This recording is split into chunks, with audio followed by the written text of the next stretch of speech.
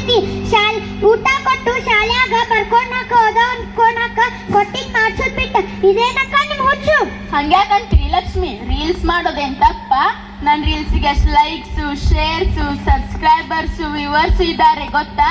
Reels ಮಾಡೋದು ತಪ್ಪಲ್ಲ ಅಕ್ಕ, ನೀವ್ ಒಬ್ರೇ ಇದ್ದಾಗ ಮಾಡಿ, ಮಗುವಿನ ಜೊತೆ ಮಾಡ್ಬೇಡಿ. ಯಾಕೆ ಮಗುವಿನ ಜೊತೆ ಯಾಕೆ ಮಾಡ್ಬಾರ್ದು? ಹಿಂಗ ನಿಮ್ಮಂಗ ನಮ್ ದೂರದ ಸಂಬಂಧಿಕರಲ್ಲೊಬ್ರು ತಾಯಿ ಮಗಳು ರೀಲ್ಸ್ ಮಾಡ್ತಿದ್ರು. ಅವ್ರಿಗೂ ಕೂಡ ನಿಮಗಿದಂಗ ಲೈಕ್ಸು, ಸಬ್ಸ್ಕ್ರೈಬ್ಸು, ವ್ಯೂವರ್ಸು ಬಹಳಷ್ಟು ಜನ ಫಾಲೋವರ್ಸ್ ಇದ್ರು.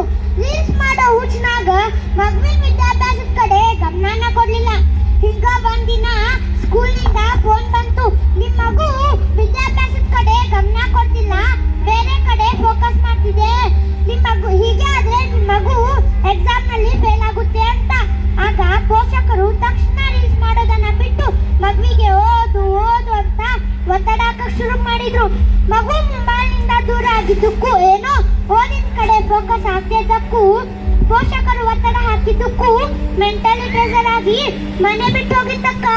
ಹಾ ಹೌದಾ? ಅಯ್ಯೋ ದೇವ, ಹಿಂಗೆಲ್ಲ ಆಗಿತ್ತ ಲಕ್ಷ್ಮಿ? ಹೌದಕ್ಕ, ಅನ್ಯಾಯವಾಗಿ ಪೋಷಕರೇ ತಮ್ಮ ಮಗು ಹೀಗಾಗೋದಕ್ಕೆ ಕಾರಣ ಆದ್ರು. ಅಯ್ಯೋ